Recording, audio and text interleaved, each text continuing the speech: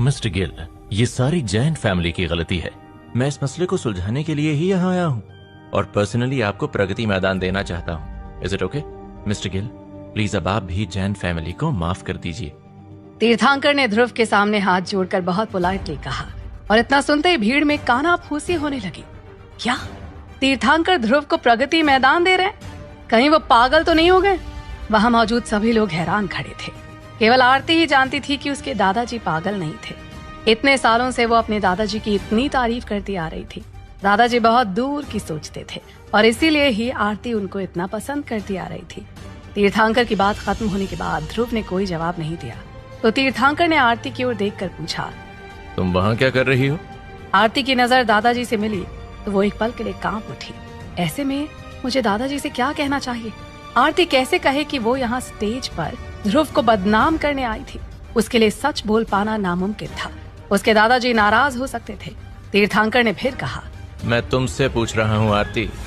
उनकी आवाज सुनकर आरती थोड़ी सकपका गई। आरती ने कांपती आवाज के साथ कहा, मैं ध्रुव को बधाई देने आई थी और यहाँ आए सभी लोगों को भी थैंक्स कहना चाहती थी। ऐसा कहते वक्त आरती अंदर ही अंदर टूट चुकी थी। उसका दिल खून के आंसू रो रहा था। वो प्रगति मैदान को मुफ्त में जाता नहीं देख सकती थी, लेकिन ये उसके दादाजी का फैसला था और वो अपने दादाजी की बात नहीं काट सकती थी। तीर्थंकर ने मुस्कुराकर आरती के सिर पर हाथ रखकर कहा, लकीली तुम काफी समझदार हो गई हो आरती बेटा। दादाजी जो नहीं कह पाए थे उन बातों को आरती समझती थी। तीर्थंकर ने ऐसे कहा मानो वो कहना चाहते हूँ कि बच गई बेटा आरती, किस्मत अच्छी थी जो मैं समय पर आ गया। यहाँ और मिस्टर गिल से माफी मांगो। आरती ने दादाजी के फैसले पर जरा भी नाराजगी नहीं दिखाई और अपनी नजरें नीची कर चुपचाप ध्रुव के सामने गई और सिर झुकाकर बोली, mister Gill, I am sorry. मेरी गलत फहमियों के लिए मुझे माफ कर दें। मैं अंधी थी। आरती अपनी तरफ से पूरी ईमानदारी से माफी मांग रही थी, पर दादाजी को ये थोड़ा अच्छा नहीं लगा। क्या तुम इस तरह माफी मांगती हो? तीर्थंकर ने भौएं चढ़ा ली और पास आकर कहा, ध्यान से सुनो, ध्रुव की पहचान शायद तुम नहीं जानती, तो सुनो, हमारी पूरी फैमिली भी उसे नाराज करने का जोखिम नहीं उठा सकती। दादाजी की बात सुनकर आरती ने हैरानी से अपने दादाजी की ओर देखा। क्या उन्हें ध्रुव के सामने अपने आप को इतना छोटा आंकने में बिल्कुल भी शर्म नहीं आ रही थी? ये कौन है जिसके सामने दादाजी भी शांत हो गए थे? आरती ने धीमी आवाज में पूछा, दादाजी, असल में वो कौन है? दादाजी ने मुस्कुरा कर कहा, वो मैकलिस्टर क्लब का मालिक है। ये सुनकर आरती को इतना सदमा लगा कि उसके पैर ढीले पड़ गए। वो खड़ी नहीं हो पा रही थी। पूरा मैकलिस्टर क्लब? ध्रुव इस लेवल का इंसान है? वो कितना हम्बल और पोलाइट था। कितनी बार आरती ने उसकी बेइज्जती की पर उसने कभी कोई जवाब भी नहीं दिया। उसने आज तक जो कुछ भी ध्रुव और निधि को कहा था उसे सोचकर ही आरती को पछतावा हो रहा था। उसने कहा था कि उसकी नजरें निधि से बिल्कुल अलग हैं। आरती को पछतावा हो रहा था और वो दहशत में थी। उसने अपने दादाजी से पूछा, दादाजी, मुझे क्या करना चाहिए?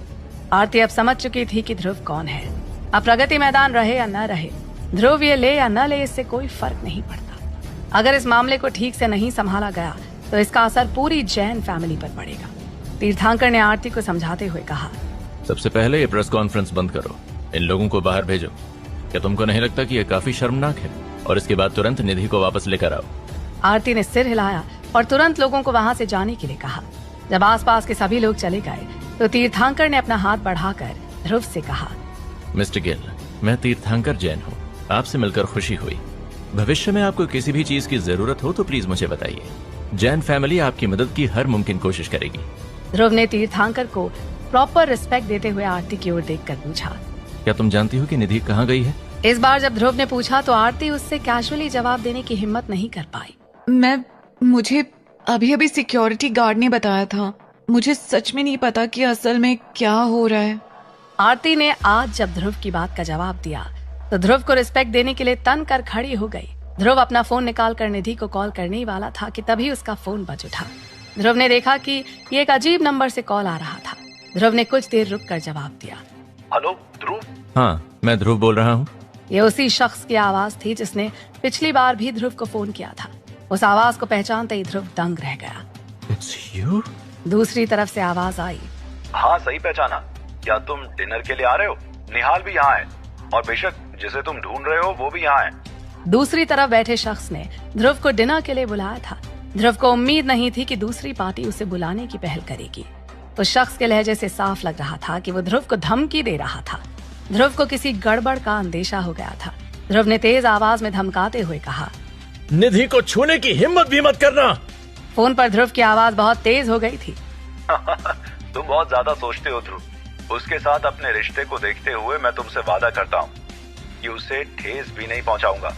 फोन के दूसरी तरफ मौजूद शख्स ने हंसते हुए कहा, आज रात 7:30 बजे रोज सी रेस्टोरेंट में मैं तुमसे मिलना चाहूंगा। इतना कहकर उसने फोन रख दिया।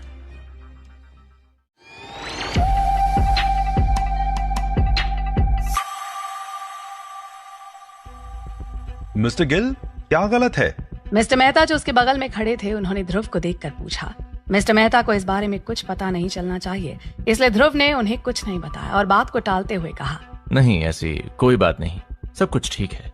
तीर्थंकर भी पास ही में खड़े थे। उन्होंने तुरंत अपनी तरफ से मदद ऑफर करते हुए कहा, मिस्टर गिल, अगर आपको उत्तर प्रदेश में कोई समस्या आती है तो आप मुझे बता सकते हैं। मैं आपकी मदद करने की पूरी कोशिश करूंगा। ध्रुव ने सिर हिलाकर उनकी मदद के लिए थैंक्स कहा। आरती को भले ही पता न हो कि किसी परेशानी से कैसे निपटना है, पर कम से कम उसके दादाजी सुलझे हुए समझदार इंसान थे। फिलहाल ध्रुव को उनकी कोई जरूरत नहीं थी, क्योंकि मामला उनकी सोच से भी कहीं ऊपर का था। जिस पर तीर्थंकर ने फिर से कहा, बेशक मैं जानता हूँ कि मैं ज्यादा मदद नहीं कर सकता, लेकिन मैं अपनी तरफ से पूरी कोशिश तो कर ही सकता हूँ। कम से कम मैं कुछ लोगों को जानता हूँ। ध्रुव ने सिर हिलाकर उनके ऑफर के जवाब में कहा, ओके, जरूरत पड़ने पर मैं कॉल करूंगा। इतना कहकर ध्रुव अपने मोबाइल को देखता हुआ बाहर चला गया। वो अपने मोबाइल पर कुछ ढूंढ रहा था। जब ध्रुव प्रगति मैदान से बाहर चला गया, तब आरती ने डरते हुए दादाजी से पूछा, दादाजी, ध्रुव एक्चुअली कौन है? तीर्थंकर ने आरती को समझाते हुए कहा, वो ऐसा इंसान है जिसके साथ हमारे तुम्हारे जैसे लोग खिलवाड़ नहीं कर सकते, पर तुमने यही किया है। अब देखना ये है कि तुम इसे कैसे संभालती हो। दादाजी की बात सुनकर आरती थोड़ी कांप उठी। आरती समझ गई थी कि ध्रुव के कारण उसका निधि से कोई मुकाबला नहीं रहा। जिंदगी के इस मोड़ पर भी वो निधि से हार चुकी थी। लेकिन आरती को समझ में नहीं आया कि निधि के मन में ध्रुव को लेकर प्यार क्यों नहीं था, जबकि ध्रुव इतना पावरफुल था। कहीं इसका मतलब ये तो नहीं कि निधि उस इंसान से मिलने से खुद को रोक ना पाई हो। आरती निधि को पिछले कई सालों से जानती थी, पर उसमें पूछने की हिम्मत नहीं थी। उधर ध्रुव प्रगति मैदान से बाहर आ चुका था। काजल उसके पीछे पीछे आ रही थी। काजल ने उसके बगल में आकर कहा, ध्रुव, क्या तुमको कोई मदद चाहिए? आरती की तुलना में काजल ज्यादा समझदार लग रही थी। ध्रुव ने अपना सिर हिलाते हुए कहा, हाँ चाहिए, थैंक्स। ध्रुव ने रोज सी होटल देखा, जो एक 5 स्टार होटल था, जिसमें ज्यादातर इन्वेस्टर फ्रांस से थे। काजल ने ध्रुव से कहा, मैं तुमको निधि के बारे में कुछ बताना चाहती हूँ। वो जिस शख्स के साथ बाहर जाती दिखी है, वो हमारे क्लास में एक एक्सचेंज स्टूडेंट के तौर पर आया था और उसके निधि के साथ अच्छे संबंध थे। निधि बहुत अलग किस्म की थी और उसके स्टैंडर्ड बहुत हाई थे, खासकर लड़कों को लेकर, और वो नॉर्मल लड़कों पर एक नजर भी नहीं डालती थी। ध्रुव ने काजल को टोकते हुए पूछा, रोसी होटल, क्या तुम इसके बारे में कुछ जानती हो? जवाब में काजल ने कहा, मैं इसके बारे में थोड़ा बहुत जानती हूँ। ये फ्रेंच काउंसिल बिल्डिंग के पास एक होटल है और इसमें ज्यादातर इन्वेस्टर भी फ्रांस से हैं। वहाँ काम करने वालों पर भारत के कानून नहीं अप्लाई होते हैं। अगर तुम मुझसे पूछो कि क्या वहाँ डिनर के लिए जा सकते हैं, तो मेरी एडवाइस ये होगी कि वहाँ मत जाना। ध्रुव ने इंटरनेट पर रोज सी की जानकारी जुटाने की कोशिश की। जैसा कि उम्मीद थी, होटल के ज्यादातर इन्वेस्टर्स के बारे में कोई जानकारी नहीं थी। इंटरेस्टिंग। उस शख्स ने अगर ध्रुव को यहाँ डिनर के लिए बुलाया था, तो इसके पीछे उसका भी कोई पर्पस रहा होगा। कार में बैठने से पहले ध्रुव ने निहाल को फोन किया। निधि की तरह निहाल का फोन भी नहीं लग रहा था। निहाल से बात नहीं हो पा रही थी, इसलिए उसने जसविंदर सिंह को कॉल की। जसविंदर ने फोन उठाते ही कहा, बॉस, मैं काफी लंबे समय से आपकी कॉल का इंतजार कर रहा हूँ। जसविंदर सिंह काफी एक्साइटेड लग रहा था। ध्रुव ने मुस्कुराते हुए कहा, क्या मैंने तुमसे जो तैयार करने के लिए कहा था वो तैयार है? जवाब में जसविंदर ने कहा, वेल ध्रुव सर, ऑपरेशन लगभग शुरू हो चुका है, लेकिन अगली बार मुझे ये काम मत देना। मैं मारने पीटने के लिए बना हूँ। मुझे दिमाग का इस्तेमाल करने का कोई एक्सपीरियंस नहीं है। दिमाग मेरा एरिया ऑफ एक्सपर्टीज ही नहीं है। जसविंदर के कहने के अंदाज में ध्रुव ने मुस्कुराते हुए कहा, इट्स गुड दैट तुम सफल हो गए। खैर, अभी मुझे रोज सी होटल के इन्वेस्टर्स के बारे में पता करना है। क्या तुम मेरी कुछ मदद कर सकते हो? रोज सी होटल के इन्वेस्टर्स को लेकर कोई जानकारी नहीं मिली, लेकिन जब जसविंदर सिंह ने ध्रुव का सवाल सुना, तो उसने तुरंत ये कहा, ओके, ये काम मैं चुटकियों में कर सकता हूँ। थोड़ी देर बाद जसविंदर सिंह ने ध्रुव को कई सारे मैसेजेस भेज दिए। मैसेज भेजने के बाद जसविंदर सिंह ने फिर पूछा, क्या आप चाहते हैं कि मैं भी आपके साथ वहाँ आऊँ? मैं अभी निकला तो लगभग आधे घंटे में वहाँ पहुँच जाऊंगा। जवाब में ध्रुव ने कहा। तुमको ऐसा करने की जरूरत नहीं है। ध्रुव जसविंदर के आने तक का इंतजार नहीं कर सकता था। दूसरी पार्टी कई महीनों से ध्रुव पर सीक्रेटली नजर रख रही थी। ध्रुव को अब उनके बारे में कुछ समझ में आ रहा था। जसविंदर सिंह ने आगे कुछ नहीं कहा, बस ध्रुव को अलर्ट करते हुए इतना ही कहा, प्लीज बी केयरफुल।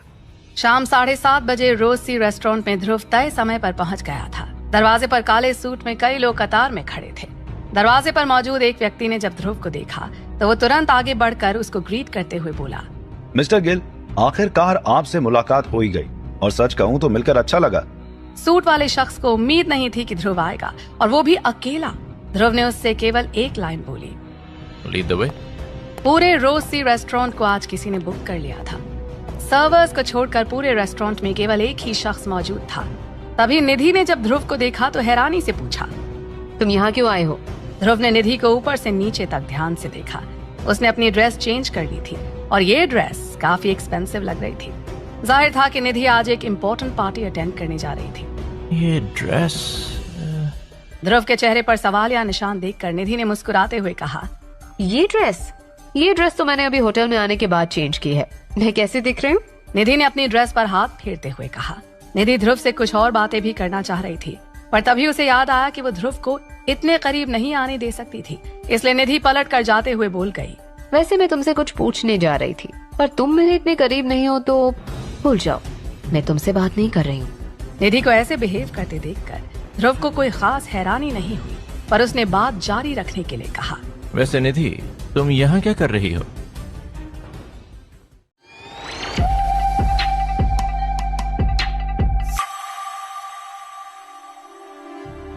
मैं यहाँ डिनर करने आई हूँ। और तुम? ध्रुव के सवाल का जवाब देने के साथ ही निधि ने अपना सवाल पूछा। जवाब में ध्रुव ने कहा, मैं भी यहाँ डिनर करने ही आया हूँ। ध्रुव का जवाब सुनकर निधि थोड़ी हैरान होते हुए बोली, मुझसे झूठ मत बोलो, सच तो ये है कि तुम मेरा पीछा कर रहे हो। निधि की बात पर ध्रुव ने हंसते हुए कहा, तुम बहुत ज्यादा सोचती हो निधि। ध्रुव ने निधि से ये भी नहीं पूछा कि वो किसके साथ यहाँ डिनर करने आई थी। ध्रुव के लिए इतना ही काफी था कि निधि सेफ थी और मुस्कुरा रही थी। ध्रुव ना तो निधि की पर्सनल लाइफ की परवाह करता था, ना ही करना चाहता था। ध्रुव ने चारों ओर देखकर निधि से पूछा, वैसे वो शख्स कहाँ है जिसने तुम्हें यहाँ इनवाइट किया है? ध्रुव के सवाल पर निधि ने थोड़ा मुस्कुरा कर कहा, वो भी कॉन्सुलेट गया है, उसे वहाँ कुछ काम था। वो मेरा सीनियर था और एक्सचेंज स्टूडेंट भी। अभी वो एक साइंटिस्ट है और उसने इस इंडस्ट्री में काफी अचीवमेंट हासिल किए हैं। जब वो 20 साल का था तभी उसके आर्टिकल्स रिसर्च जर्नल्स में पब्लिश होते थे और उसकी माँ फ्रेंच है और पापा भारतीय। उस शख्स के बारे में बताते वक्त निधि की आंखें खुशी से चमकती जा रही थी। निधि की बात खत्म होने से पहले ही एक शख्स रोज सी होटल के मेन गेट से आता दिखाई दिया। जैसे ही वो शख्स आया, रोज सी होटल में मौजूद सभी लोग उसका वेलकम करने आगे बढ़े। ध्रुव ने देखा वो काले रंग के अरमानी कस्टम मेड सूट में था और काफी स्मार्ट और स्टाइलिश लग रहा था। वो फ्रेंच माँ और भारतीय पिता का खून था, इसलिए उसका लुक काफी डिफरेंट था। जब वो सड़क पर चल रहा था तो सभी का ध्यान उस पर ही था। खासतौर पर लड़कियां उसे देखकर अपना दिल दे बैठी थी। इतना ही नहीं, फ्रेंच कॉन्सुलेट के पास खड़ी फ्रेंच लड़कियां भी उसे ही देख रही थी। वेटर ने जैसे ही उसे होटल के अंदर आते देखा तो तुरंत आगे झुककर बोला, mister Mitran, please come sir, welcome again. उसे देखकर सभी अलर्ट हो गए थे। सब थोड़े डरे हुए से भी लग रहे थे। ध्रुव ने उसे एक नजर देखा तो पता चला कि वो रोज सी होटल में अकेला ही आया था। कहीं ऐसा तो नहीं कि गिल फैमिली के पीछे यही शख्स हो। अजीब इत्तेफाक है। ये शख्स कभी एक्सचेंज स्टूडेंट के तौर पर निधि के कॉलेज में आया था और निधि का सीनियर भी था। उसे देखकर निधि ने उसे ग्रीट करते हुए कहा, Hey, I'm here. निधि को देखते ही मित्रन मुस्कुराता हुआ सीधे निधि के पास आ गया। निधि को उसके फील्ड में काफी इंटरेस्ट था, इसलिए निधि ने क्यूरियसली पूछा, मित्रन, तुमने कहा था कि आज रात यहाँ बहुत सारे लोग आने वाले हैं, क्या वो सभी लोग आ गए हैं? मैं इस फील्ड के साइंटिस्ट्स और इन्वेस्टर्स से मिलना चाहती हूँ। कुछ दिन पहले निधि ने इस फील्ड के इन्वेस्टमेंट प्रोजेक्ट्स के बारे में रिसर्च किया था, जहां ऑनलाइन उसे कई प्रोजेक्ट्स देखने को मिले थे, जिनमें कुछ प्रोजेक्ट्स ऐसे थे जिन्हें निधि ने कॉलेज में अपने मेंटोर की गाइडेंस में चलाया था। पर बदकिस्मती से अंत में निधि को वो प्रोजेक्ट्स छोड़ने पड़े, क्योंकि इन प्रोजेक्ट्स की प्रोग्रेस बहुत धीमी थी। किसी प्रोजेक्ट, खासतौर पर साइंस से जुड़े प्रोजेक्ट्स में इन्वेस्टमेंट करना बहुत महंगा होता था। निधि की बात पर मित्रन ने मुस्कुराकर हाँ के अंदाज में सिर हिलाते हुए कहा, हाँ, वो सभी लोग यहाँ पहुँचने वाले हैं। और तुरंत उसकी नजरें ध्रुव पर आकर टिक गईं। वो अपने आप से पूछ रहा था, क्या यही ध्रुव है? लेकिन ध्रुव को देखकर पहली बात जो उसके दिमाग में आई वो ये कि ध्रुव की उससे कोई बराबरी नहीं है। उन दोनों के बीच का लेवल भी बराबर नहीं है। वो ध्रुव को कम आंक रहा था। हालांकि उसने अपने दिल की बात चेहरे पर नहीं आने दी। उसने अपनी तरफ से हाथ बढ़ाकर ध्रुव से कहा, ध्रुव, तुमसे पहली बार मिलकर खुशी हुई। ध्रुव ने मित्रन और निधि को कोई भाव नहीं दिया। उस समय ध्रुव के हाथ में गर्म चाय का कप था। ध्रुव ने अपना हाथ बढ़ाया और अपनी चाय मित्रन के हाथ में डालते हुए कहा, nice to meet you but not. और अब तुम भाड़ में जाओ, दोबारा दिखना नहीं। ध्रुव को मित्रन के हाथ पर गर्म चाय डालते देख निधि चिल्लाई, ध्रुव, ये तुम क्या कर रहे हो? तुम्हारा दिमाग तो खराब नहीं हो गया है? ध्रुव की इस हरकत को कहीं से भी जायज नहीं ठहराया जा सकता था, लेकिन ध्रुव की नजर में ये तो बस एक शुरुआत थी। हालांकि अगले ही पल ध्रुव की आंखें हैरानी से फट गईं, क्योंकि मित्रन ध्रुव को देखकर हल्के से मुस्कुराते हुए निधि से बोला, निधि, रिलैक्स, इट्स ओके। देखो, मेरा हाथ बिल्कुल ठीक है, कुछ भी नहीं हुआ।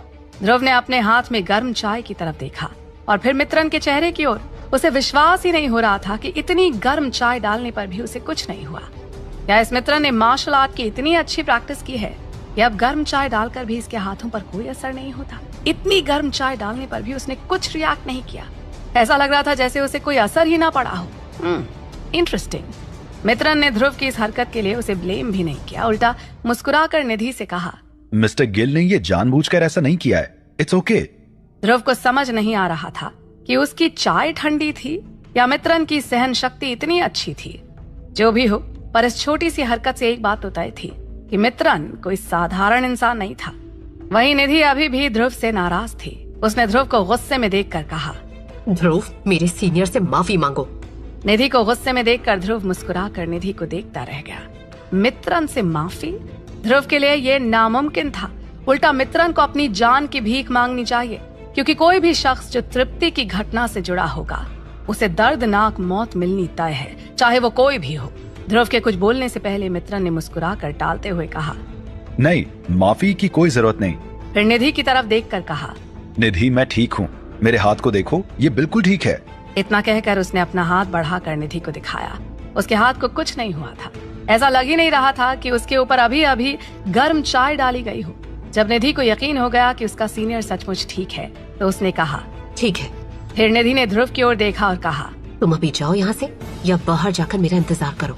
निधि के सवाल पर ध्रुव ने मुस्कुरा कर कहा, पर क्यों? ध्रुव के सवाल पर निधि को गुस्सा आ गया, पर मित्रन के सामने वो ध्रुव को कुछ कहना नहीं चाहती थी। उसे समझ नहीं आया कि ध्रुव यहाँ से जाने की बजाय यहाँ खड़ा खड़ा सवाल जवाब क्यों पूछ रहा था। निधि आज प्रगति मैदान की ओपनिंग सेरेमनी को छोड़कर रोज सी होटल आई थी। इसके पीछे निधि का कोई कारण होगा। प्रगति मैदान की ओपनिंग सेरेमनी के बजाय रोज सी होटल में आने वाले लोगों से मिलना निधि को ज्यादा अच्छा लग रहा था। साथ ही यहाँ जो भी फैसला लिया जाएगा वो आने वाले समय में वर्मा फैमिली के लिए ज्यादा फायदेमंद होगा।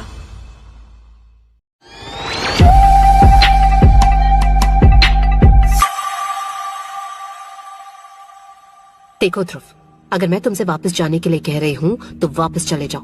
इतने सारे सवाल क्यों करते हो? निधि के कहने पर भी ध्रुव होटल से जाने को तैयार नहीं था, इसलिए निधि ने थोड़ा डांटते हुए ध्रुव से कहा। निधि हमेशा से ही थोड़ी डोमिनेटिंग थी। वो लोगों पर हुक्म चलाना अच्छे से जानती थी और आमतौर पर ध्रुव इस तरह से खड़े होकर बहस नहीं करता था। इसलिए निधि को लगा कि कुछ तो गड़बड़ है, नहीं तो ध्रुव अभी तक चला जाता। इसलिए निधि ने ध्रुव के कान के पास आकर धीरे से कहा, ज्यादा मत सोचो, अभी तुम सीधे घर जाओ, अपना काम पूरा करो, मैं भी सीधे घर आ जाऊंगी। निधि की बात सुनकर ध्रुव और भी ज्यादा हैरान था। उसने कभी उम्मीद नहीं की थी कि निधि इस तरह से उसे घर जाने को कहेगी। क्या ये निधि सचमुच मुझे अपना पति मानने लगी है? ध्रुव निधि को देखकर हैरान खड़ा था। वहीं निधि की नाराजगी बढ़ती जा रही थी। ये ध्रुव मना करने के बाद भी जाता क्यों नहीं है? अभी निधि ध्रुव से कुछ कहती तब तक मित्रन ने कहा, निधि, दरअसल मैंने ध्रुव को यहाँ इनवाइट किया है। जब निधि ने ये सुना तो वो और भी परेशान थी। निधि ध्रुव को नापसंद नहीं करती थी, लेकिन वो अच्छे से जानती थी कि ध्रुव इस प्रोग्राम में शामिल होने लायक नहीं है। शायद उसे ये भी समझ नहीं आया कि यहाँ पार्टिसिपेट करने वाले लोग किस बारे में बात कर रहे हैं। इससे भी ज्यादा हैरानी की बात निधि के लिए ये थी कि उसका सीनियर ध्रुव को कैसे जानता था। इसलिए निधि ने मित्रन से पूछा, तुमने उसे यहाँ क्यों बुलाया है? क्या तुम उसे जानते हो? मिस्टर मित्रन ने ध्रुव के कंधे पर हाथ रखकर धीरे से कहा। हाँ, दरअसल हम एक दूसरे को लंबे समय से जानते हैं, है ना ध्रुव? इतना कहकर मित्रन ने ध्रुव को आंख मारी। अगर ये कहा जाए कि वो दोनों एक दूसरे को अच्छे से जानते थे तो गलत नहीं था। खासकर ध्रुव का घर जलाए जाने के बाद से एक दूसरे को जानना दोनों के लिए बहुत जरूरी था। ध्रुव ने हाँ के अंदाज में सिर हिलाते हुए कहा। हाँ, इनफैक्ट हमारी जान पहचान बरसों पुरानी है। निहाल अभी तक ध्रुव के सामने नहीं आया था। ध्रुव उससे कांटेक्ट नहीं कर पा रहा था। ध्रुव जानता था कि अगर मित्रन ने उसे यहाँ इनवाइट किया है तो उसे अपने आप पर पूरा यकीन होगा। मित्रन को लग रहा था कि वो ध्रुव को कंट्रोल कर सकता है, पर यह अफसोस की बात थी कि उसने ध्रुव को कमतर आंका था और ध्रुव खुद भी यहाँ आने से पहले पूरी तरह से कॉन्फिडेंट होकर आया था। ध्रुव को लगता था कि चाहे वो कोई भी लोग हों, पर ध्रुव के सामने उनकी एक भी नहीं चलेगी और आज उन्हें ध्रुव के हाथों बर्बाद होना पड़ेगा। निधि ने ध्रुव से पूछा, तुम सच में मेरे सीनियर को जानते हो ध्रुव? निधि ने बेहद हैरानी भरी आंखों के साथ ध्रुव की ओर देखा, मानो कह रही हो कि उसके सीनियर को जानना ध्रुव के लिए इज्जत की बात थी। पर मित्रन ने बात संभालते हुए कहा, वेल, छोड़ो, अब इस बारे में और बातें नहीं करते। जल्द ही कई देशों के इन्वेस्टमेंट से जुड़े डेलीगेट्स आने वाले हैं। फिर मित्रन ने निधि की तरफ देखकर कहा, निधि, असल में ध्रुव वो नहीं है जो तुम समझती हो। सच कहूं तो ध्रुव एक बहुत बड़ी फैमिली का वारिस है और ये केवल पैसे वाला ही नहीं है बल्कि बहुत स्मार्ट भी है। बस कभी कभी ध्रुव ओवर कॉन्फिडेंट हो जाता है। फिर मित्रन ने मुस्कुराते हुए ध्रुव की तरफ देखकर कहा, ध्रुव, तुम क्या सोचते हो? हमारी साइंटिफिक रिसर्च प्रोजेक्ट में इन्वेस्ट करने के बारे में तुमने कुछ सोचा है? निधि शॉक्ड थी। ध्रुव के बारे में मित्रन ने जो कुछ भी कहा वो निधि की सोच से परे था। इसके अलावा मित्रन ध्रुव को फॉरेन डेलीगेट्स के साथ उसके प्रोजेक्ट्स पर इन्वेस्टमेंट करने के लिए कह रहा था। ये प्रोजेक्ट्स केवल इन्वेस्टर के लिए ही नहीं, किसी देश के लिए भी बहुत जरूरी था और उत्तर प्रदेश के कई बड़े इन्वेस्टर्स की नजर इस प्रोजेक्ट पर थी। मित्रन ही वो इंसान था जिस पर सबका ध्यान था, पर मित्रन ने खास तौर पर ध्रुव को अलग से बुलाया था। ध्रुव ने कहा कि वो यहाँ डिनर पर आया है। इसका मतलब मित्रन ध्रुव के साथ डिनर करना चाहता था। निधि को आज एक के बाद एक नए नए सरप्राइजेस मिल रहे थे। सबसे पहले मैकलिस्टर क्लब का असिस्टेंट मिस्टर मेहता ध्रुव को जानता था। अब पता चल रहा है कि उसके सीनियर मित्रन ने ध्रुव को डिनर पर बुलाया था। निधि हैरानी से ध्रुव को देख रही थी। क्या निधि के पापा ने जो कहा वो सच था? क्या ये सच है कि ध्रुव का इन्फ्लुएंस, बैकग्राउंड और तो और उसकी आइडेंटिटी भी लोगों की सोच से परे है? मित्रन ने एक नैपकिन पेपर से अपने हाथ की चाय को साफ करते हुए ध्रुव से कहा, मिस्टर गिल, मेरी रिपोर्ट की माने तो अभी तुम्हारे पास में 30,000 करोड़ रुपए होने चाहिए। मैं बस इतना पूछना चाहता हूँ कि तुम कितना इन्वेस्ट करने जा रहे हो? इतना कहकर मित्रन ने जानबूझकर ध्रुव को आंख मारी। ऐसा लग रहा था कि वो ध्रुव को बताना चाहता था कि न केवल उसे ये पता है कि ध्रुव के पास कितने पैसे हैं, बल्कि वो ये भी जानता है कि ध्रुव ने कितने पैसे कहाँ खर्च किए हैं। वो समझने की कोशिश कर रहा था कि ध्रुव उससे कैसे लड़ सकता है। इसलिए उसके सामने उसने ध्रुव को अपने प्रोजेक्ट में इन्वेस्टमेंट करने का ऑफर दिया। ऐसे इंटरनेशनल प्रोजेक्ट का हिस्सा बनना बहुत जरूरी होता है। अगर ध्रुव थोड़ा सा भी इन्वेस्टमेंट नहीं कर पाया तो उसे बाद में बहुत नुकसान उठाना पड़ सकता था। गिल फैमिली में उत्तराधिकार पाने के लिए अनगिनत एग्जामिनेशन रूल बनाए गए थे और इन नियमों में परफॉर्मेंस सबसे जरूरी शर्त थी और परफॉर्मेंस के भी कुछ स्टैंडर्ड्स थे जिन्हें पूरा करना होता था।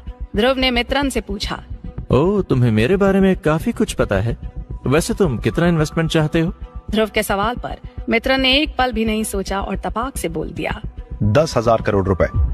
मानो मित्रन पहले से ही सोच कर आया हो कि वो ध्रुव से 10,000 करोड़ का इन्वेस्टमेंट निकाल लेगा। मित्रन के लिए 10,000 करोड़ रुपए कोई छोटी रकम नहीं थी, ना ही ध्रुव के लिए भी ये कोई छोटी रकम थी। ध्रुव को निहाल से पता चला था कि गिल फैमिली के वारिस की शुरुआती रकम 30,000 करोड़ रुपए थी। इतनी रकम किसी देश को हिला देने के लिए काफी थी। अभी मित्रन और ध्रुव के बीच बातें चल ही रही थीं कि एक के बाद एक कई लोग रोज सी रेस्टोरेंट में आते दिखाई दिए। आने वालों में देश भर के कई पैसे वाले लोग, कई पावरफुल फैमिलीज, सरकार, मीडिया और विदेश के साइंटिफिक रिसर्च डिपार्टमेंट से जुड़े लोग थे। सभी लोग इस प्रोजेक्ट पर पूरा ध्यान दे रहे थे। ये प्रोजेक्ट ह्यूमन हिस्ट्री में टर्निंग पॉइंट साबित हो सकता था।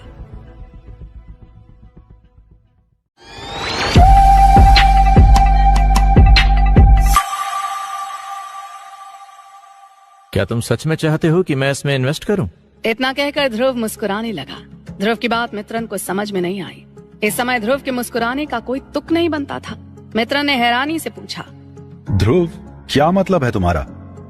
मित्रन के सवाल पर ध्रुव की मुस्कान हंसी में बदल गई।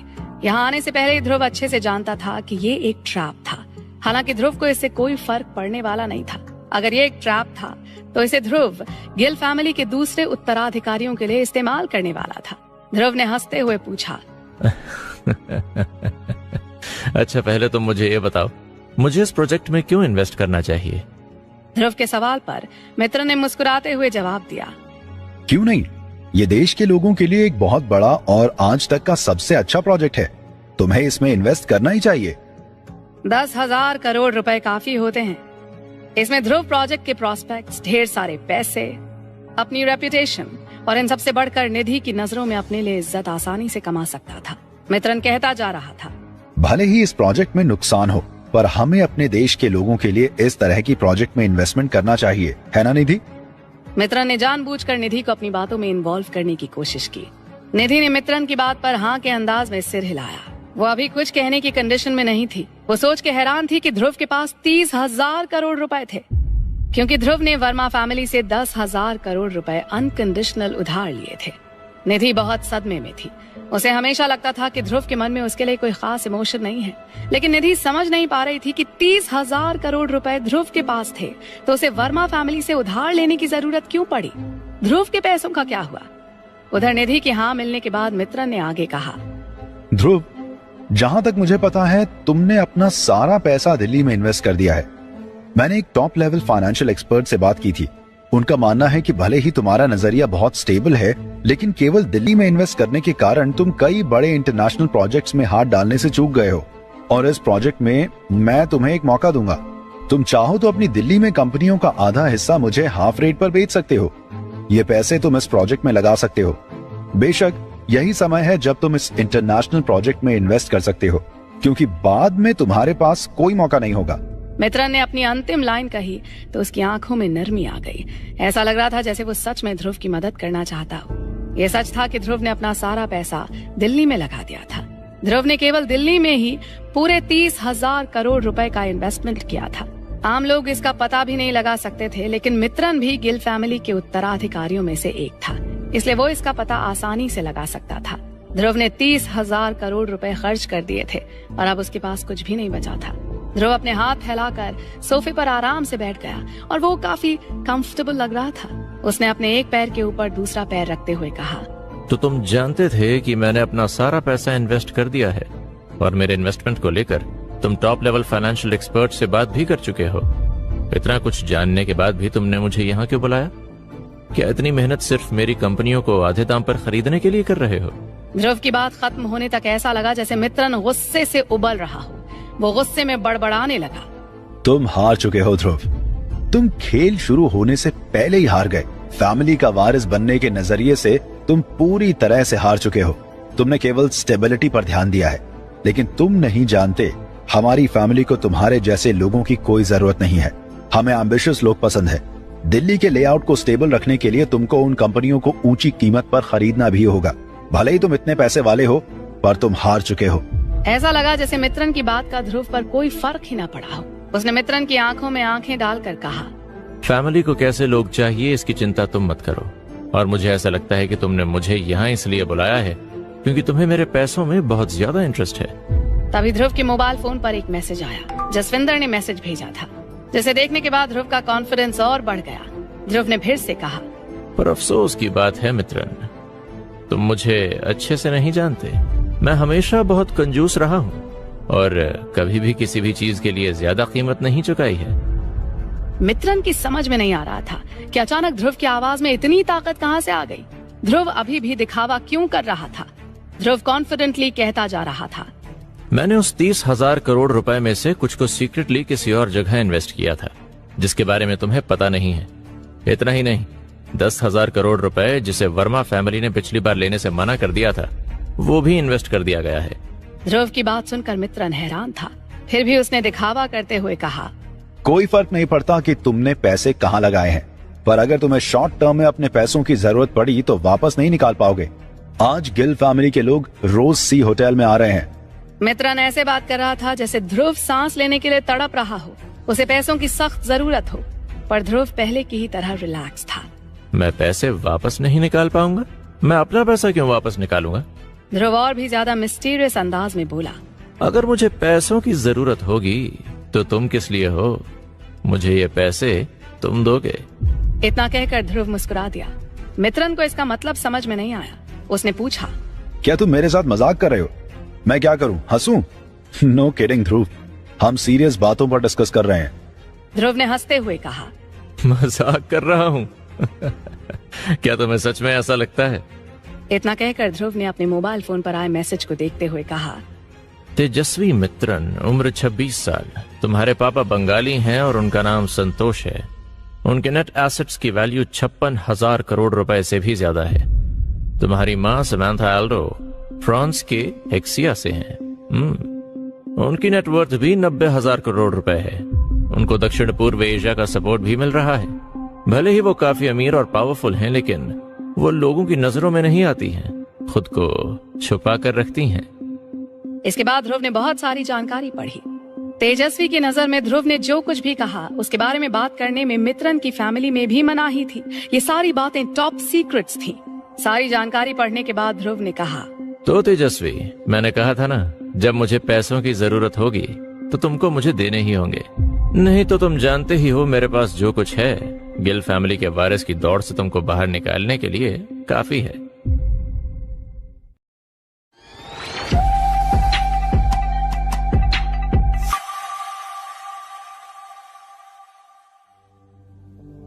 तुम्हें ये सारी जानकारियां कैसे मिली? तेजस्वी मित्रन ने हैरान होकर ध्रुव से पूछा। ध्रुव ने जैसे ही तेजस्वी की जानकारियां बाहर निकाली, उन दोनों के बीच की टेंशन बढ़ गई। एक ही पल में तेजस्वी के चेहरे का सारा चार्म गायब हो गया था। उसकी आंखों के एक्सप्रेशंस बदल गए थे। अब वो पहले जैसा फ्रेंडली नहीं लग रहा था। तेजस्वी ने ध्रुव के मुंह से ये सारी जानकारियां सुनी तो वो कांप उठा। इतनी जानकारियां उसे गिल फैमिली के वारिस पद की दौड़ से बाहर करने के लिए काफी थी। खासतौर पर उसकी माँ के बारे में जो जानकारी ध्रुव ने बताई थी। उसकी माँ को बहुत बड़े बड़े लोग सपोर्ट कर रहे थे, खासतौर पर स्टील ट्रियो, जिसके बारे में बहुत कम लोग ही जानते थे। तेजस्वी और ध्रुव पहली बार मिल रहे थे और ध्रुव को न केवल तेजस्वी के बारे में सब कुछ पता था, बल्कि ध्रुव को उससे जुड़ी टॉप सीक्रेट जानकारियां भी पता थीं, जो कि सुनने में इम्पॉसिबल लग रहा था। तेजस्वी को हैरानी इस बात की थी कि कई जानकारियां उसे खुद भी नहीं पता थी। ध्रुव ने तेजस्वी का मजाक बनाते हुए पूछा, 30,000 करोड़ रुपए? क्या तुमको सचमुच लगता है कि मैं अपना सारा पैसा दिल्ली में इन्वेस्ट करूंगा? इंडस्ट्री में इन्वेस्टमेंट करना जरूरी था, लेकिन अपने कंपेटिटर्स से आगे रहना और भी ज्यादा जरूरी था। ध्रुव अच्छे से जानता था कि अगर उसे जीतना है तो खुद के बारे में और अपने दुश्मन के बारे में हर जानकारी जुटानी होगी। इसलिए आज ध्रुव के पास इतनी सटीक इन्फॉर्मेशन थी कि तेजस्वी भी परेशान था। जसविंदर से पहली बार मिलने के बाद ध्रुव को जसविंदर की असली आइडेंटिटी पता चल गई थी। जसविंदर सिंह एक टॉप क्लास मर्सनरी था। कभी उसके पास एक पूरी आर्मी थी जिसके पास दुनिया की हर इंफॉर्मेशन होती थी। जसविंदर सिंह ने एक बार कहा था कि उनकी टीम को अपनी जरूरत की सीक्रेट इंफॉर्मेशन एक स्पेशल एजेंसी से मिलती थी। उस एजेंसी का नाम था हॉक आई और ये एजेंसी अंडरग्राउंड वर्ल्ड में काफी एक्टिव थी। उस 30,000 करोड़ रुपए का आधा हिस्सा ध्रुव ने हॉक आई में लगा दिया था। उसने इस मिस्टीरियस एजेंसी में इन्वेस्ट किया था, जिसका नतीजा ये था कि इस समय ध्रुव का कंपेटिटर तेजस्वी हैरान खड़ा था। तेजस्वी ने फिर से पूछा, तुम्हें ये जानकारी कहाँ से मिली? जवाब में ध्रुव ने बेफिक्री के साथ कहा, मुझे समझ में नहीं आ रहा है, क्या ये खबर तुम्हारे लिए ज्यादा इम्पोर्टेंट है ये आज का टेक्नोलॉजी इन्वेस्टमेंट प्रोजेक्ट? तुम ठंडे दिमाग से सोचकर बताओ, तुम्हारे लिए क्या ज्यादा जरूरी है? बेशक ध्रुव तेजस्वी को कभी ये नहीं बताएगा कि वो इतनी सारी इन्फॉर्मेशन कैसे जानता था। ये उसका ट्रम्प कार्ड था, जिसे उसने तेजस्वी की बैकग्राउंड का पता लगाने के लिए इस्तेमाल किया था। निधि इतनी देर से दोनों की बातें सुन रही थी। उसके मन में अपने सीनियर तेजस्वी के लिए बहुत इज्जत थी और यहाँ ध्रुव के सामने वो हारा हुआ सा लग रहा था। इसलिए निधि ने पूछा, ध्रुव, तुम किस बारे में बात कर रहे हो? उसने ध्रुव को एक तरफ खींचते हुए कहा, देखो ध्रुव, इस समय कुछ भी बेवकूफी मत करो। शुक्र करो तेजस्वी ने तुम्हें आज इन्वेस्टमेंट करने के लिए यहाँ इनवाइट किया है, क्योंकि तुम्हारे पास इतने अच्छे प्रोजेक्ट्स में इन्वेस्टमेंट करने के लिए पैसे हैं। मुझे ये सब पहले नहीं पता था। अगर मुझे पता होता तो मैं तुमको दिल्ली में इन्वेस्टमेंट करने के लिए नहीं कहती। निधि को अभी भी भरोसा नहीं हो रहा था कि ध्रुव के पास इतना पैसा होगा। जितने पैसों की बात हो रही थी उतने तो वर्मा फैमिली कभी सपने में भी नहीं सोच सकती थी। ध्रुव ने निधि की बात पर कुछ भी रिएक्ट नहीं किया। और तेजस्वी को देखकर फिर से कहा, देखो तेजस्वी, लोग आने लगे हैं और तुम्हारे पास ज्यादा समय नहीं है। मैं एक ऐसा इंसान हूँ जो किसी के सीक्रेट्स दूसरों को नहीं बताता, मतलब कि तुम्हारी सच्चाई छिपा सकता हूँ, पर इसमें तुम्हें बहुत खर्च आएगा। राज दिल में छुपाने की भी तो फीस लगती है। तेजस्वी ने बाहर से आते हुए लोगों को देखा और उसकी कुछ समझ में नहीं आ रहा था कि क्या करे। उसे अपने राज लोगों के आगे खुल जाने से डर लग रहा था। साथ ही साथ जो लोग आज यहाँ होटल सी रोज में आ रहे थे वो सभी सरकार से जुड़े बड़े बड़े लोग थे, कई बड़े ऑफिसर्स थे। अगर उन्हें तेजस्वी की माँ के बारे में पता चल जाता तो तेजस्वी के लिए मुश्किलें बढ़ जानी तय थी। तेजस्वी जो यहाँ ध्रुव को मूर्ख बनाने आया था, अब खुद ध्रुव के हाथों ब्लैकमेल हो रहा था। और मजे की बात यह थी कि वो खुद चाहता था कि ध्रुव इसके बदले कुछ भी मांग ले। उसने अपने दांत पीसते हुए दबी आवाज में पूछा, तुम क्या चाहते हो? अब सारा फैसला ध्रुव को करना था। ध्रुव ने बगैर सोचे जवाब दिया, 16,000 करोड़ रुपए, बस। मैं तुम्हारे सारे राज दिल में दफन कर दूंगा। ध्रुव की बात सुनकर तेजस्वी गुस्से में बोला, क्या तुम मजाक कर रहे हो? तेजस्वी के पास केवल 16,000 करोड़ रुपए ही थे, जिसका इस्तेमाल वो आज रात इन्वेस्टमेंट को अट्रैक्ट करने के लिए करने वाला था। और ध्रुव जानता था कि उसके पास 16,000 करोड़ रुपए थे। तेजस्वी अपने आप को कोस रहा था कि उसने बेमतलब में ध्रुव को क्यों छेड़ दिया। उसे ध्रुव के अकाउंट में कितने रुपए हैं ये ध्रुव को बताना नहीं चाहिए था, क्योंकि उसकी इस हरकत के बाद ध्रुव ने उसकी सारी जन्म कुंडली खोल दी थी। और अब मामला ये था कि ध्रुव उसके पास बचे 16,000 करोड़ रुपए भी ले जाना चाहता था। ध्रुव ने देखा कि तेजस्वी अभी भी कंफ्यूज था, तो ध्रुव ने फिर से समझाया, मुझे विश्वास है कि तुम सही चुनाव करोगे, चाहे तुम्हारे पास कितना भी पैसा हो। अगर तुम उसे इस्तेमाल करने के लिए जिंदा ही नहीं बचे तो सब बेकार होगा। ध्रुव ने सोफे पर आराम से बैठते हुए कहा। तुम? तेजस्वी गुस्से में ध्रुव से कुछ कहने जा रहा था, पर अपनी सिचुएशन को देखकर चुप हो गया। उसने अपनी मुट्ठियां भींच ली।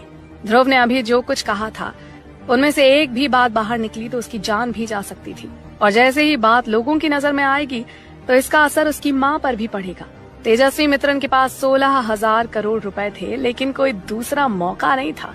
बहुत सोचने के बाद अंत में तेजस्वी ने दिल पर पत्थर रखकर कहा, ओके ध्रुव, तुम जीत गए। इतना कहकर तेजस्वी ने अपने बटलर से तुरंत ध्रुव को पैसे ट्रांसफर करने के लिए कहा, पर बटलर डरा हुआ था। पर मिस्टर मित्रन? उसने कुछ कहने के लिए मुंह खोला ही था कि तेजस्वी ने उसका मुंह बंद कराते हुए जोर से चिल्लाकर कहा, ट्रांसफर करो तुरंत। बटलर के पास पैसे ट्रांसफर करने के अलावा कोई चारा नहीं था। ये देख के कि पैसे उसके अकाउंट में आ गए हैं, ध्रुव ने मुस्कुराते हुए कहा, आपके साथ डील कर बहुत अच्छा लगा मिस्टर मित्र। अगली बार ऐसी कोई अच्छी डील हो तो प्लीज मुझे थोड़ी जल्दी बता दीजिएगा। वैसे क्या आप मुझे आज रात अपने साइंटिस्ट से मिलवा सकते हैं? ध्रुव को इस तरह से मजाक बनाता देखकर तेजस्वी का चेहरा काला पड़ गया। दिल में उसने सारी गालियां बक दी थीं, पर मुंह से एक भी शब्द नहीं बोला। उसे लग रहा था कि अगर वो ध्रुव को बुलाएगा तो ध्रुव पूरी तैयारी से आएगा, लेकिन उसे ये उम्मीद नहीं थी कि ध्रुव आते ही उसकी सारी जन्म कुंडली ही खोल देगा। थोड़ी देर में ही होटल में लगभग सभी लोग आ चुके थे और तेजस्वी के चेहरे से सारी खुशी छिन चुकी थी। अब उसके पास पैसे नहीं थे और खुद को बचाने का एकमात्र तरीका यही था कि ध्रुव को इन्वेस्ट करने के लिए मनाया जाए।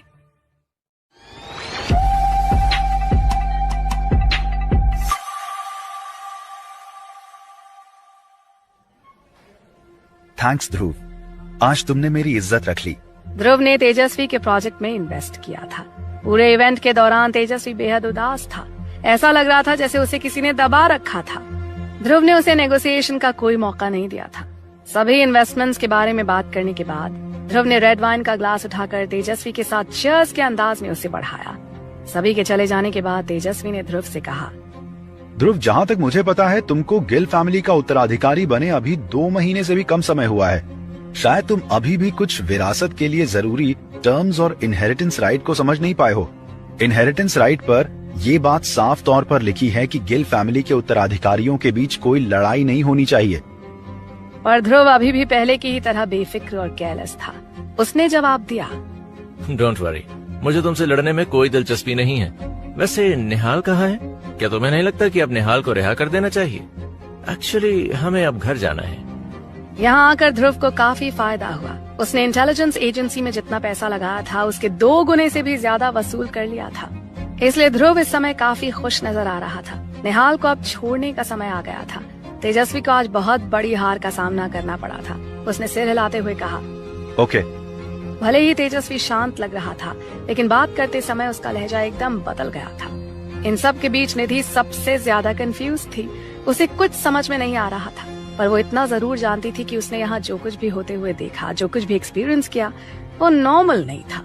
थोड़ी देर बाद निहाल भी आता दिखाई दिया। ध्रुव सर, आप यहाँ क्यों?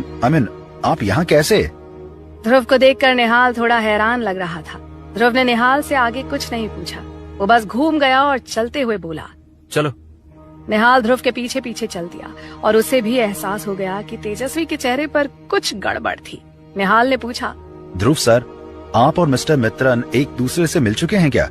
ध्रुव ने सिर हिलाते हुए कहा, हाँ, और अभी अभी मैंने 16,000 करोड़ रुपए कमाए हैं। ध्रुव की बात सुनकर निहाल ने डरते हुए ध्रुव को देखकर कहा, नहीं सर, ये नहीं चलेगा। ध्रुव सर, अगर आप उससे पैसे लेते भी हैं तो भी आप इसे अपने फंड में नहीं ले सकते। इससे फैमिली नाराज हो जाएगी। पर निहाल के कहने पर भी ध्रुव को कोई फर्क नहीं पड़ा। उसने सहज मुस्कान के साथ कहा, उसने मेरा घर जला दिया और एक ऐसा एक्सीडेंट किया जिसके कारण आज तृप्ति हॉस्पिटल में है। ये मुद्दा केवल 16,000 करोड़ रुपए से हल नहीं हो सकता। निहाल के चेहरे पर डर लग रहा था। निहाल को समझ में नहीं आ रहा था कि ध्रुव ने तेजस्वी मित्रन से पैसे कैसे निकलवा लिए, लेकिन तेजस्वी मित्रन कोई साधारण इंसान नहीं था। निहाल ध्रुव को और भी कुछ समझाना चाहता था, पर ध्रुव निहाल और निधि को साथ लेकर रोसी होटल से बाहर आ गया। निहाल का दिल अभी भी शांत नहीं हो पा रहा था। उसे किसी खतरे का आभास हो गया था, इसलिए उसने ध्रुव से कहा, सर, मैं अभी कुछ देर पहले गिल फैमिली के असिस्टेंट से मिला था। मुझे उम्मीद नहीं थी कि वो इतनी जल्दी उत्तर प्रदेश भी आ जाएगी। Family assistant? ध्रुव ने हैरानी से कहा। उसने अभी तक इस बारे में कुछ नहीं सुना था, इसलिए निहाल ने बताया, फैमिली असिस्टेंट के बारे में कोई रिकॉर्ड नहीं है। असल में इसे फैमिली के लिए नहीं, बल्कि फैमिली के उत्तराधिकारियों के लिए रखा जाता है। कहने का मतलब ये है कि फैमिली असिस्टेंट गिल फैमिली के उत्तराधिकारियों की एलिजिबिलिटी को इवैल्यूएट करती है। निहाल की बात खत्म होते ही ध्रुव ने काउंटर क्वेश्चन पूछा, निहाल, ये असिस्टेंट किस बेसिस पर एवैल्यूएशन करती है? आई मीन टू से, इनके एवैल्यूएशन का आधार क्या है? निहाल ने शांति से जवाब दिया, मनी, कनेक्शंस, पावर। बेशक यहाँ एक और इम्पोर्टेंट फैक्टर है, वो ये कि बाकी के उत्तराधिकारियों के साथ तुम्हारे रिलेशन कैसे हैं। आप आज रात तेजस्वी से मिलने आए तो ये मामला डेफिनेटली आपको इफेक्ट करेगा। आज रात ही मुझे पता चला है कि तेजस्वी के पास और भी कई लोगों का सपोर्ट है। वो आपसे बहुत अलग है। आपको विरासत का अधिकार आपके दादाजी के कारण मिला है। जहां तक तेजस्वी का सवाल है, उसने पहली बार गिल फैमिली का काम संभाला है। ऐसे लोग या तो इतने केपेबल होते हैं कि गिल फैमिली उन पर भरोसा कर सके, या इनके पास बहुत अच्छे कनेक्शन होते हैं। ध्रुव ने उसको इन्वेस्टिगेट किया तो पता चला कि सच में तेजस्वी का बैकग्राउंड काफी पावरफुल था। जैसे ध्रुव चला गया, तेजस्वी के बगल में खड़ा हुआ बटलर झुककर तेजस्वी के कान में फुसफुसाया, सर, हमारे लिए क्या ऑर्डर है? हमें क्या करना चाहिए? तेजस्वी ने मुस्कुरा कर कहा, मैं और क्या कर सकता हूँ? मैं किसी को भी अपना 1 रुपया भी छीन कर जाने नहीं दे सकता। बटलर ने सिर हिलाकर कहा, समझ गया सर। अगर ऐसी बात है तो क्या मैं पैंथर को काम पर भेज दूं? तेजस्वी की हाँ सुनते ही बटलर ने अपना सूट उतार दिया। अंदर उसने कॉम्बैट सूट पहन रखा था।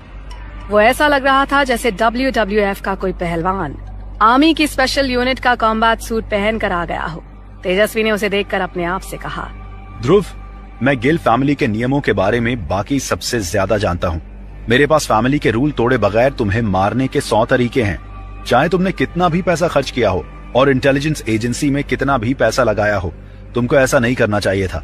तुमको मित्रन फैमिली के बिजनेस पर ध्यान नहीं देना चाहिए था, क्योंकि इतनी जानकारी रखने वाले शख्स को जीने का कोई हक नहीं है। उधर हाईवे पर ध्रुव की गाड़ी तेज स्पीड में चली जा रही थी। इतनी देर के बाद अब जाकर निधि को कुछ समझ में आया था। अभी तक उसे समझ ही नहीं आ रहा था कि आखिर हो क्या रहा है, और वो अपने सीनियर को ध्रुव के हाथों हारते देखकर आई थी। उसने ध्रुव की ओर देखकर पूछा, ध्रुव, तुमने मुझे और क्या नहीं बताया है? उस रात निधि ने कई ऐसे वर्ड सुने थे जिनके बारे में वो सोच भी नहीं सकती थी, जैसे कि ध्रुव बहुत पैसे वाली फैमिली से है, उत्तराधिकारी, बहुत अमीर, सीक्रेट रखने की फीस। ये सारे वर्ड्स निधि के सिर के ऊपर से निकल रहे थे। ध्रुव के बारे में आज तक उसने जो कुछ भी सुना था उसका एक ही मतलब था कि ध्रुव वर्मा फैमिली या दिल्ली की किसी भी फैमिली से बहुत ऊपर के लेवल पर है। ध्रुव ने पीछे मुड़कर निधि की ओर देखकर पूछा, क्या मुझे कुछ कहना बाकी रह गया है? I mean, मुझे तुमको हर बात बतानी होगी? निधि ने भौहें चढ़ा ली। वो ध्रुव की बात का मतलब अच्छे से जानती थी। उसने कहा, अच्छा, वैसे भी मुझे भी तुम में कोई दिलचस्पी नहीं है और इस बारे में ज्यादा मत सोचो। मुझे केवल क्यूरियोसिटी थी, इसीलिए तुमसे पूछ लिया। ध्रुव समझ चुका था कि निधि का स्वभाव एकदम अलग था, इसलिए ध्रुव ने कहा, ये तो और भी अच्छी बात है। तभी अचानक निहाल ने रेव्यू मिरर देखकर घबराते हुए कहा, sir, we are in danger. Rearview mirror में साफ दिख रहा था कि ध्रुव का पीछा हो रहा था। सर, हमारा पीछा किया जा रहा है। अचानक से पूरी गाड़ी का माहौल बदल गया। गाड़ी के अंदर दहशत थी।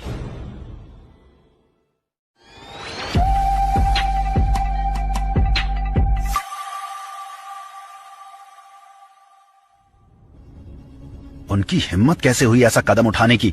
निहाल हैरान था। ये उसके लिए सरप्राइजिंग था। गिल फैमिली की असिस्टेंट इस समय इसी शहर में थी, पर फिर भी तेजस्वी अपनी चाल चलने से बाज नहीं आया।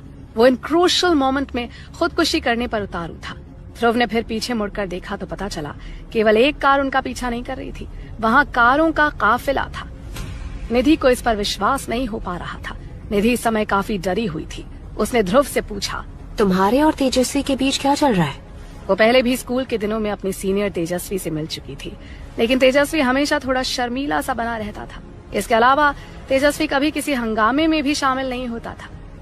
निधि को लगता था कि तेजस्वी का बैकग्राउंड उतना खराब नहीं था जितना ध्रुव ने निधि को बताया था। ध्रुव ने निधि को कोई एक्सप्लेनेशन नहीं दिया, क्योंकि उनके पीछे उनके दुश्मन आ रहे थे। अगर वह समय पर इन लोगों को संभाल नहीं पाया तो मरना तय था।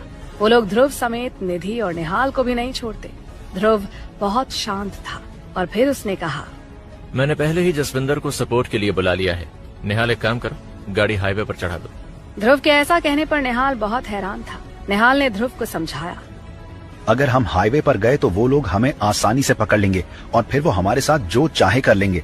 निहाल के सवाल पर ध्रुव ने थोड़ी सख्ती से कहा, एक बार लड़ाई शुरू हो जाए तो पीछे मुड़कर नहीं देखा जा सकता। बस अब चलो। निहाल ने कार को हाईवे तक चढ़ा दिया। जैसे ही वो लोग हाईवे पर चढ़े, उनके पीछे से आती कारों को मौका मिल गया और सभी ने आकर ध्रुव की कार को घेर लिया। पर ध्रुव की स्पीड बहुत तेज थी, पर उसका पीछा करने वाले लोग भी एक्सपर्ट लग रहे थे। वो सभी ध्रुव की कार को घेर कर अगल बगल में ही अपनी कार चला रहे थे और ध्रुव की कार को इधर उधर मुड़ने का मौका भी नहीं दे रहे थे। वो सभी ध्रुव को अपनी मनपसंद जगह की ओर ले जाना चाहते थे। निहाल अपनी तरफ से पूरी कोशिश कर रहा था, पर काम बन नहीं पा रहा था। ये देखकर ध्रुव ने निहाल से कहा, लाओ, मुझे स्टीयरिंग संभालने दो। निहाल ने कार की स्पीड देखी। कार 160 किलोमीटर प्रति घंटे से भी ज्यादा पर चल रही थी। निहाल ने ध्रुव को समझाते हुए कहा, सर, ये बहुत खतरनाक हो सकता है। मैं इस स्पीड में आपको स्टीयरिंग नहीं सौंप सकता। पर जब निहाल ने देखा कि ध्रुव बहुत सीरियस था, इसलिए निहाल को उसके लिए जगह बनानी पड़ी। एक पल में ध्रुव ड्राइविंग की सीट पर आ चुका था और निहाल बगल वाली सीट पर था। ध्रुव ने जैसे ही ड्राइविंग की कमान संभाली, उसने एक्सेलरेटर को पूरी ताकत से दबा दिया। निधि पिछली सीट पर बैठी थी। जैसे ही ध्रुव ने कार की स्पीड बढ़ाई, झटके से निधि का सिर पीछे टकराया। डर से निधि के मुंह से निकला, Are you crazy? पर अगले ही पल निधि को समझ में आ गया कि ध्रुव की केवल स्पीड ही तेज नहीं थी, वो काफी स्किलफुल भी था। निधि पहले भी कई बार ध्रुव के साथ कार में बैठ चुकी थी, पर आज निधि को समझ में आया कि ध्रुव केवल स्पीड ड्राइवर ही नहीं बल्कि प्रोफेशनल लेवल का स्किलफुल ड्राइवर था। ध्रुव के पीछे चल रही कारों ने देखा कि अचानक से कार में स्पीड और स्किल आ गई है, तो एक ने फोन कर पैंथर को बताया, बॉस, वो लोग बहुत तेज स्पीड में अभी भी भाग रहे हैं। पैंथर वही बटलर था जो तेजस्वी के बगल में साए की तरह खड़ा रहता था। उसकी बात सुनकर पैंथर ने कहा, अभी भी स्ट्रगल चल रहा है। खैर, कहाँ तक भागेंगे? अपने बीच की दूरी को कंट्रोल करो, सिग्नल शील्ड को टूटने मत दो। इतना कहते ही पैंथर ने अपने वॉकी टॉकी से सभी से एक साथ कहा, चलो और तेज पकड़ो उसे।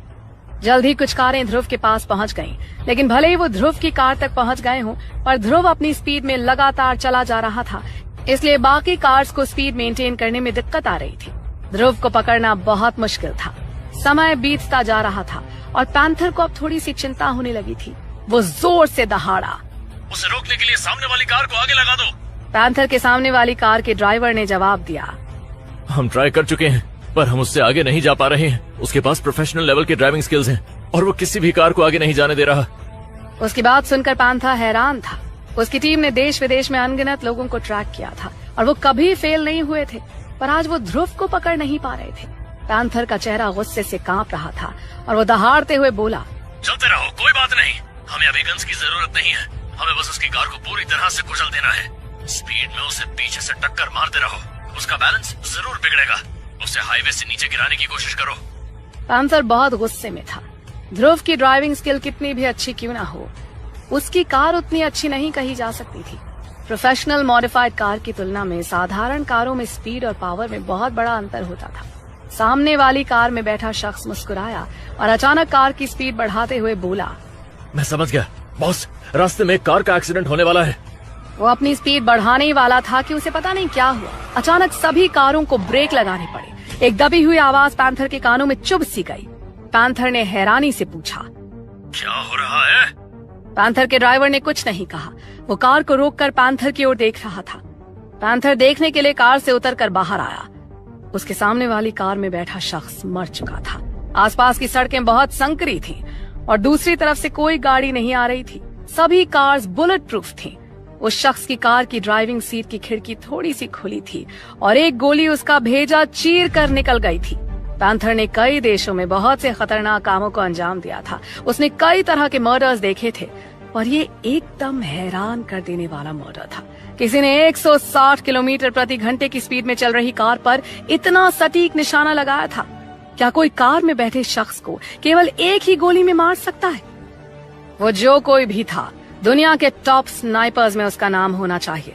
पैंथर को जैसे ही कुछ समझ में आया, उसने तुरंत कार की आड़ में खुद को छिपाते हुए सभी को समझाया, There's an ambush! सभी लोग वापस कार में बैठो।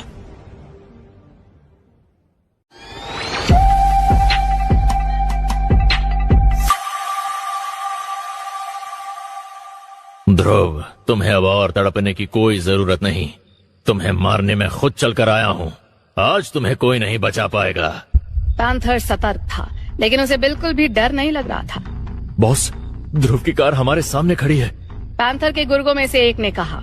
उसकी बात सुनकर पैंथर ने हंसते हुए कहा, वो सचमुच मरना चाहता है क्या? उसकी यहाँ रुकने की हिम्मत कैसे हुई? क्या उसको बचाने के लिए कोई आ गया है? पर वो है कहाँ? पैंथर के उस चेले ने हाँ के अंदाज में सिर हिलाकर कहा, हाँ बॉस, उसे बचाने के लिए कोई आ गया है। तो पैंथर ने पूछा, कितने लोग आए हैं उसे बचाने के लिए? केवल एक है बॉस। ये सुनकर पैंथर हैरत में उसे देखकर गुस्से में बोला, सिर्फ एक? इसमें डरने की क्या बात है? पैंथर सच में इतने गुस्से में था कि अपने उस गुर्गे को थप्पड़ मारना चाहता था।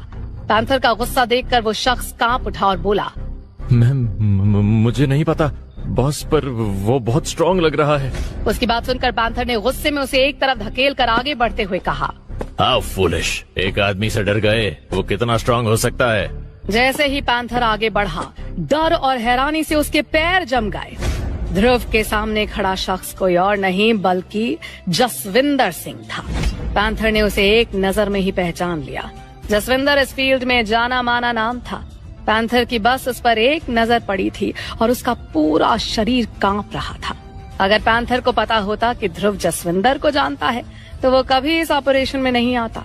बात अब पैसों की नहीं थी, बात अपनी जान बचाने की थी।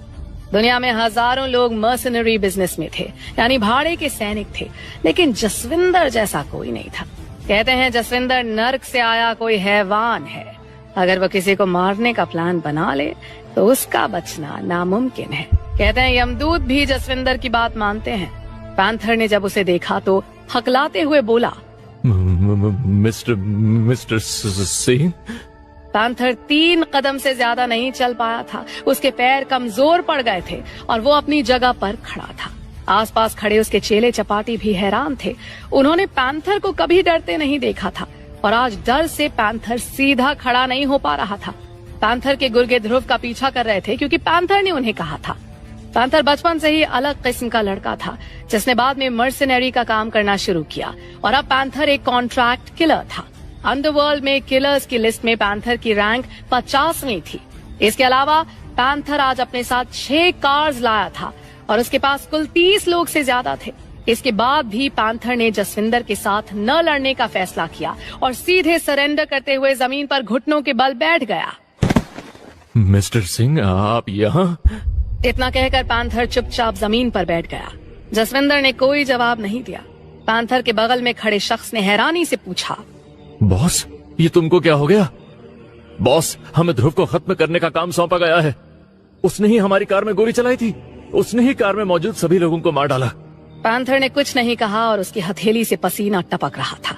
पैंथर के पीछे के साथी कार से बाहर निकले और आगे बढ़ गए। तभी किसी ने खंजर निकाला और ध्रुव की ओर पूरी ताकत से फेंका, जिसे देखकर निहाल चिल्लाया, वॉच आउट! पर तब तक बहुत देर हो चुकी थी। पैंथर की टीम ने बहुत तेजी से हमला किया था। जसविंदर सिंह ध्रुव से कम 5 मीटर की दूरी पर था। इतनी दूरी पर कि अगर ध्रुव ने झुककर उस खंजर से खुद को बचाया ना होता तो जसविंदर भी कुछ नहीं कर पाता। पर ध्रुव बच गया था। पर बात यहीं खत्म नहीं हुई। पैंथर के गैंग का एक और गुर्गा जोर से दहाड़ा, इसे संभालो। इतना कहते ही अपने हाथ में खंजर लेकर बहुत तेजी से ध्रुव की तरफ बढ़ा। ये देखकर पैंथर ने अपने गुर्गे को रोकते हुए कहा, क्या कर रहे हो? तुम्हें ऐसा करने को किसने कहा? वहीं रुको। पैंथर समझदार था। वो जानता था कि अगर वो लोग जसविंदर को लड़ाई के लिए ललकारेंगे तो उनका मरना पक्का था। भले ही वो लोग ध्रुव को चोट पहुंचा पाए या न पहुंचा पाए, पर जसविंदर को लड़ाई के लिए उकसाने का मतलब था मौत, ठंडी और बेदर्द मौत। पैंथर के गुर्गे की इस हरकत ने सभी को एक पल के लिए डरा दिया था। वो शख्स काफी तेज था और खंजर चलाने का माहिर भी। वो अपना खंजर ध्रुव की छाती में घोंपने ही वाला था कि अचानक से रोशनी सी चमकी और उस शख्स का खंजर वाला हाथ जसविंदर ने पकड़कर उसके सीने में ही उतारना शुरू कर दिया था। दोनों लोग ताकत लगा रहे थे, पर जसविंदर के आगे उसकी कुछ चल नहीं रही थी। जसविंदर बेदर्दी से उसका खंजर उसी के सीने में घोंपता चला जा रहा था। वहीं पैंथर का गैंग इस खतरनाक मंजर को देखकर सन्न पड़ गया था। अगर पैंथर का गुर्गा फुर्तीला था तो जसविंदर बहुत फुर्तीला था, क्योंकि वहां मौजूद लोगों ने केवल एक परछाई को चमकता हुआ देखा था और देखते ही देखते उसकी मौत का मंजर सामने था। खंजर को घुमाने पर उस गुर्गे की हड्डियां चटकने की आवाज आई। उस शख्स के मुंह से खून आ रहा था और जसविंदर खंजर को उसके सीने में घुमा रहा था। ये सीन देखकर निधि को ठंडे पसीने आने लगे। उसके गले से एक दबी हुई चीख सी निकल गई। क्या जसविंदर को इंसान कहना चाहिए? जसविंदर ने कम से कम 10 मीटर की दूरी पलक झपकते ही पूरी कर दी थी।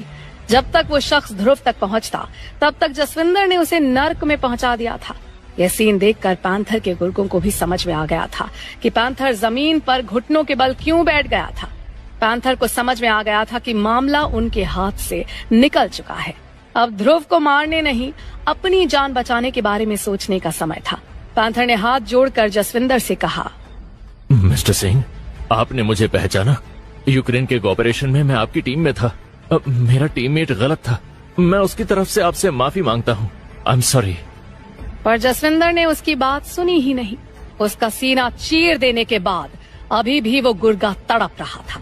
लग रहा था कि अगर उसे समय पर इलाज मिल गया तो शायद वो बच जाएगा। जसविंदर ने खंजर को अपने हाथ में लेकर जोर से दबाया। तुरंत चटाक की आवाज के साथ वो खंजर ऐसे टूट गया मानो प्लास्टिक का बना हो। ये देखकर वहां खड़ा हर एक शख्स डर से कांप रहा था। जसविंदर ने अपने खाली हाथ से एक जोरदार घूंसा उस शख्स के सिर पर मारा और अगले ही पल उस हमलावर के शरीर की सारी हलचल बंद हो गई। वो शख्स मर चुका था। ये देखकर और तो छोड़ो, ध्रुव और निहाल भी हैरान थे। हालांकि जसविंदर सिंह के चेहरे पर कोई इमोशन नहीं थे। ऐसा लग रहा था कि ये तो उसके लिए रोज की बात हो, वो रोज ही ये सब करता रहता हो। निहाल मन ही मन बुदबुदाया, क्या इसीलिए जसविंदर को इतना खतरनाक इंसान कहते हैं? उसने सुना था कि जसविंदर सिंह बहुत ताकतवर है, लेकिन उसके सामने जो हुआ वो इतना डरावना था कि निहाल का दम घुट रहा था। केवल निहाल की ही नहीं, पैंथर के पूरे गैंग की आंखों में खौफ था। जसविंदर सिंह ने पैंथर की ओर देखकर कमांडिंग टोन में कहा, टेक मी देयर, मुझे वहां अभी जाना है। पैंथर हैरान था। पैंथर ने डरते हुए पूछा, मिस्टर सिंह, आपको कहाँ जाना है?